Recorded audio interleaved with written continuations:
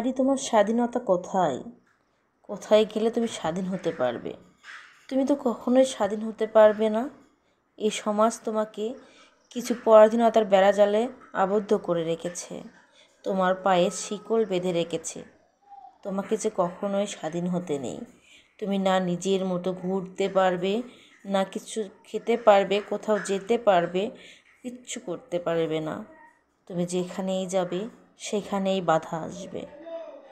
তুমি কিছু করতে গেলে বাধা, কিছু পড়তে গেলে বাধা, কোনো একটা জায়গায় ঘুরতে গেলে বাধা।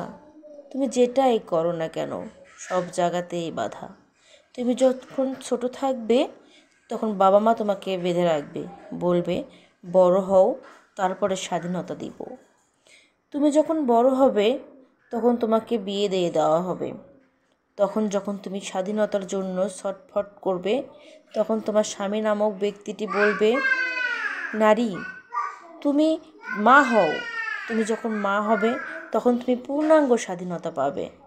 কিন্তু নারী কোথায় সেই স্বাধীনতা? স্বাধীনতা তো আর আসে না।